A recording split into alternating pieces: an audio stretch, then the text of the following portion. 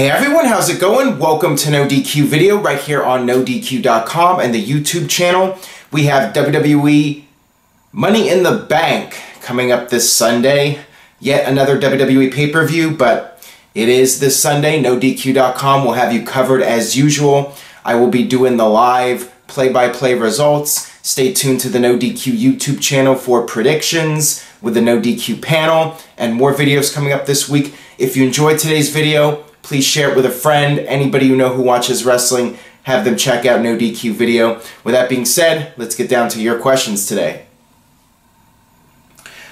First one comes from They See Me Rollins. What are your thoughts on the Bray Wyatt scandal, and do you think it will affect his status with the company? I think that the same rule will apply to Bray Wyatt as anybody else in WWE. I think if the Bray Wyatt divorce from his wife affects his ability to do his job in WWE, that could potentially have negative consequences. I think whatever goes on in his personal life, that's his business. If he could still show up to work and do what he's paid to do, then I do not think WWE will do anything to bury him or push him down the card. I think that things will more or less stay the same. You look at the incident with Seth Rollins from, what was it, 2 years ago? The photo that got leaked, Rollins ended up okay. I think the same thing will happen to Wyatt unless the personal issues get in the way of his ability to do his job in WWE. I think it really sucks on a personal level if the accusations are true that he's having an affair with JoJo, and the same thing will apply to JoJo as well. If she can continue to show up and do her job on a regular level, then I think that she'll be just fine in WWE as far as her job is concerned. This one comes from Garrison Mendez. Bray Wyatt's credibility as a serious heel keeps fading away. Why not give him a little winning streak or squash matches? That's a great question, and real quick before I get into that more, the other thing about Bray Wyatt and this current situation with his divorce is that he's a heel character. I think that if it was somebody like Roman Reigns that got in this kind of scandal where he was accused of cheating on his wife or something, that could have more negative consequences because of the fact that it would affect Roman Reigns' image as this guy WWE is trying to portray as the ultimate good guy. You know, they say he's the guy, but he's a good guy as far as WWE is concerned. With Bray Wyatt, his character is more of a heel. Now, I've said this before, I think that they should have turned him face a long time ago. I think him winning matches would definitely help. Maybe have him win some squash matches. Maybe actually have him win a feud. He did beat Randy Orton, but nobody liked that feud, so it really did him no favors. I just think that last year, right before he got hurt, right after WrestleMania 32, when he was in the process of turning babyface, I think that if WWE had gone through with that and he had not gotten injured, that would have been a good thing for him to change his character. The fans were really wanting to cheer for him. I think a face turn would be better than anything else, just to give him a fresh start and do something different with his character. You know, the people have liked him, and I think back to The Undertaker. The Undertaker was a heel his first few years, but then he quickly turned face because the fans really liked the character. And I think the same thing applies with Bray Wyatt. But now I wonder if it's too little too late, if he turns face, if fans will really care at this point. You know, this feud with Seth Rollins feels like the same old thing with Bray Wyatt. I mean, I think any change would be good. Turning him face would definitely be a good thing to do. Maybe have him win some squash matches. You got to change it up with him a little bit, because just this same pattern of him coming in and cutting the scary promos and then losing, it's really played out. I'm tired of it. I want to see something different. Got this one here from Kamal. Do you think we're going to see the Club, Balor, Gallows, and Anderson versus The Shield at SummerSlam? I think it would be an interesting matchup. It would certainly be one of those dream match scenarios where we could see one great faction versus another. However, I don't think WWE is going to be turning Finn Balor anytime soon, and I think it would be a mistake. I think there's more value in Balor as a babyface character. It would help Anderson and Gallows, though, to be aligned with Balor. That would certainly get their career back in the spotlight and give them something significant to do.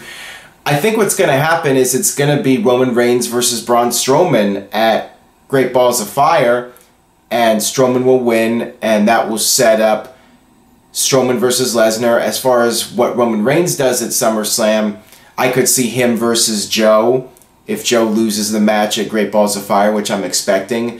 I think that that's more likely, but at some point you would think WWE will do a Shield reunion match, and, you know, versus the Club, that would make a lot of sense. So we'll see what happens. We'll see if WWE decides to maybe turn Finn Balor. What do you guys think? Do you think he should turn heel? Do you think he should stay a face? Leave a comment. Let me know what you think. And if you would like my response to your comment, make sure you leave your comment over at NoDQ.com for the page that has NoDQ video episode number 969, which is this video. This one comes from Patchfoot. Hey Aaron, who do you see beating Neville? He's on another level compared to the other cruiserweights. That is a very solid question there, because I thought Austin Aries was going to be the guy to beat Neville. Aries has been absent since his loss at the pay-per-view. I'm not sure who you have beat Neville. Neville has gone through pretty much all the top stars. He beat TJP. He beat up Rich Swann on Raw. He beat up Jack Gallagher. Maybe you call up somebody else from NXT. Maybe you bring in a Tyler Bate or somebody like that. There's a lot of different possibilities that WWE could do. Or just keep Neville champion. If you have no good contender to beat him, then just keep him champion and keep having him dominate and make him the most dominant cruiserweight champion perhaps in mainstream wrestling history. You could do that. Just give him a lengthy title reign and make him a monster.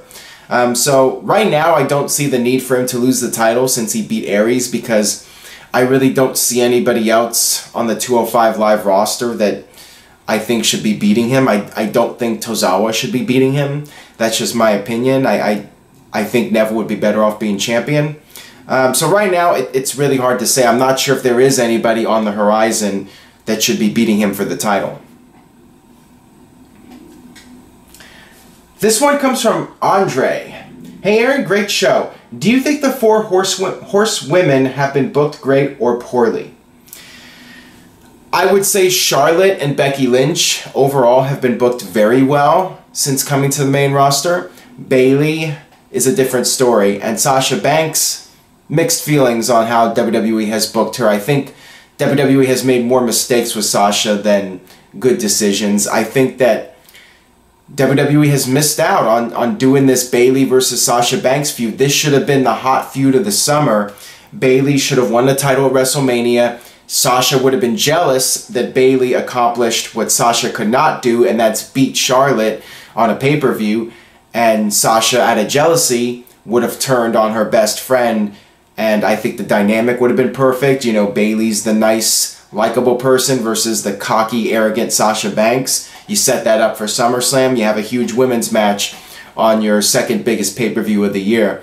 I think WWE just completely dropped the ball with that for both women. I think that would have been a perfect storyline for them, and that should have been carrying the Raw women's division. Yes, Alexa Bliss is great, but I think that SummerSlam should have been built around Bayley versus Sasha Banks. They may still do it, but the whole storyline's been botched so badly. I mean, for weeks prior to WrestleMania, there was all this stuff going on with Bayley and Sasha Banks, and now nothing. I mean, it's cooled off so badly that if they tried to do an angle now, it just wouldn't have much of an impact. I think that WWE really dropped the ball with Bayley and Sasha to an extent. This one comes from Slow Motion. Would you like to see William Regal as more of a character as NXT commissioner like he was as WWE commissioner back in 2000 and 2001? No, I do not think that's necessary. I think William Regal is at this stage of the game where he's seen as a legend by the fans, and there's no need for him to play like a heel character again and being the heel authority figure, which is a gimmick that's been done to death. So I'm not really a fan for that reason alone. I think Regal's fine doing what he's doing and, you know, maybe feuding with Pete Dunne and having some sort of storyline where Pete Dunne is being defiant and Regal has to put him in his place. I think that that's a better storyline than having Regal be like a heel commissioner, if that's what you're trying to imply with that question, that Regal should go back to being a heel authority figure like he was back in 2000. You know, looking back at that run, I mean, that was very entertaining, but also, you know, Regal was a heel and he did all the funny stuff like drinking Chris Jericho's piss. Now, that was entertaining. But I don't see the need in trying to recreate the past also. That's the other thing. You know, when Mick Foley came in and became the general manager, it felt like a watered-down version of what Foley did back in 2000, which was highly entertaining. And in this run, there was no way it could live up to the expectations from that first run as commissioner. So what they're doing with Regal now, I think is fine. This one comes from Tyler Joseph Smith. For the third time, Kevin Owens has been pinned by Nakamura. Is he now a favorite to win Money in the Bank? That is possible if we're looking at it by that logic.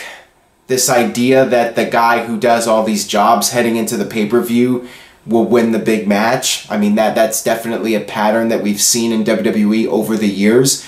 I still think Baron Corbin is my pick to win, especially since Corbin did that clean job to Sami Zayn on the Backlash pay-per-view. Was it Backlash? I'm not even sure. There's so many pay-per-views now, I'm not even able to keep track of it. I think that Kevin Owens is definitely a possibility to win.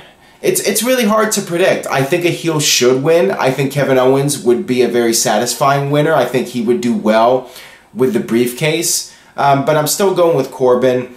I'll be talking about this more with the NoDQ panel when we do our predictions video, so stay tuned for that. I could see Kevin Owens winning, but my pick is still Baron Corbin at this point. Got this one here from Craig Fuller. Hey Aaron, in your opinion, how does WWE get back to the way it was in the 1990s? Can they do it? I'm assuming you're talking about the late 90s and not 1993 or 1995. That would not be a good thing to go back to, although I would say right now it's pretty damn close, at least from a creative standpoint, to 93 and 95. Wrestling-wise, it's a lot better, but it's not all about the wrestling. It's about being entertaining, and at the end of the day, I think that to get back to the late 90s level of popularity, WWE would need to put on a more compelling show. I mean, that's the simple answer. A more compelling show with edgier characters, with storylines that make more sense, with characters that have an edge and a cool factor. You know, having a guy coming out dressed up as a bear, it's entertaining, but to me, it's only going to have so much appeal.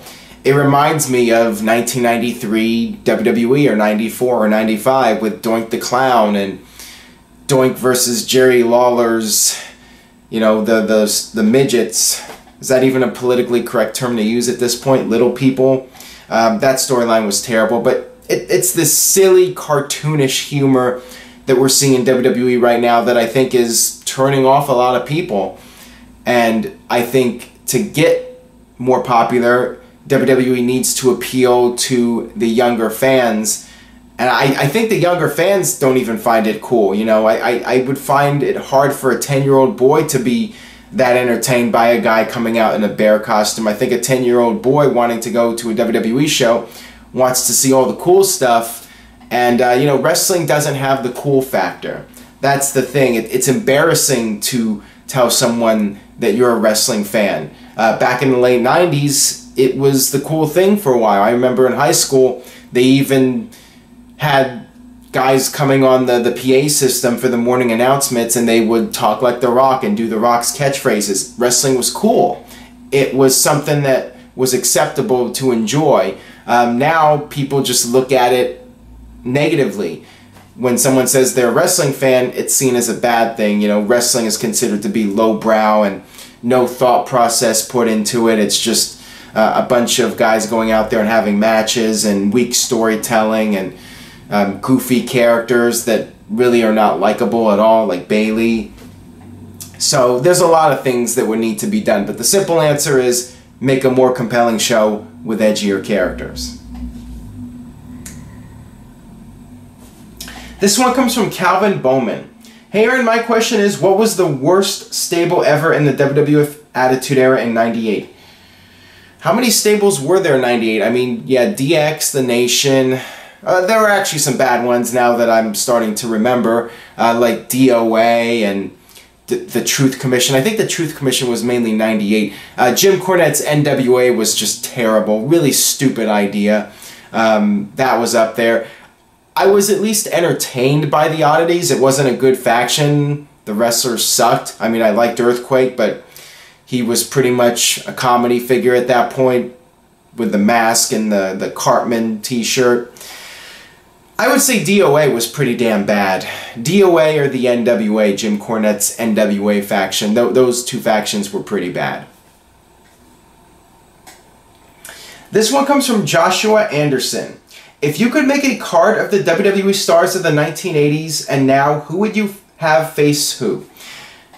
I like this question. This is a different one. I have not gotten a question like this, at least in a while. Looking at the 80s WWF roster, I'm not sure if there are too many guys that would be compatible with today's stars. I think there would be a big styles clash because in the 80s you had a lot more of the slower moving guys.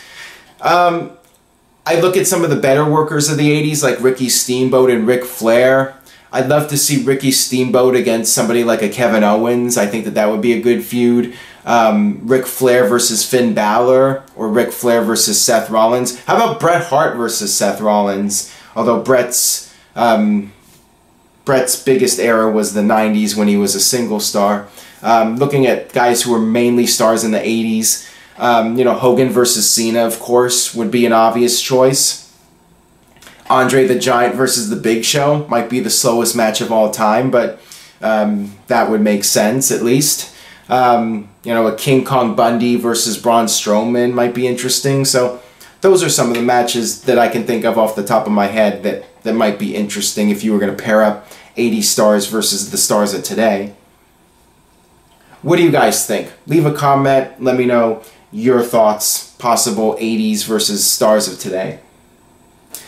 Got this one here from Darren Harris. With the technology we have today, why doesn't the WWE use it to their advantage? Cyber Sunday would probably be a very popular pay-per-view. You know what? This is not a bad idea. The problem with Cyber Sunday was that fans did not want to pay $50 when they did not know what they were going to be seeing on a pay-per-view. Fans want to know what they're going to see, at least in that era when people were paying a lot of money to see a pay-per-view. They wanted a full card and they wanted strong build-up for the matches. Cyber Sunday, it was a good concept, but the problem is that it didn't work in that traditional pay-per-view era. I think now with the network, $9.99, it doesn't really matter anymore. You can do a Cyber Sunday pay-per-view. You can do a pay-per-view where the matches are not confirmed going in because everyone's just paying the $9.99 anyways. So I think now would be a great time to bring it back in the social media age. You could have one match determined on Twitter, one match determined on Facebook, one match determined on YouTube. There's all sorts of different things you could do now. And, you know, I think Cyber Sunday would be a lot better than Great Balls of Fire or Battleground. Why not? I say bring it back. I actually think it's a great idea to bring it back in this era, the WWE Network era. This one comes from Mass Debater. What were your thoughts on the Dolph Ziggler versus Alberto Del Rio match at Payback 2013? I thought the double turn is extremely underrated.